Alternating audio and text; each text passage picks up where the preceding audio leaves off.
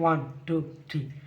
হাদি সাহারা রুষার বালুতে আবে জমজম পানি, হাদি আজাদির হাসান হুসেন জান্নাতি ফুলদানি, হাদি ইতিহাস পাখিয়া বাবিল মুসার হাতের লাঠি, হাদি ওমরের অর্ধ জাহান মোরন শীতল পাটি, হাদি গোলাপের মাতাল গন্ধ খোলা পায়ের রাশেদার, হাদি উত্তাল সাগর জোয়ার আল্লাহু আকবার।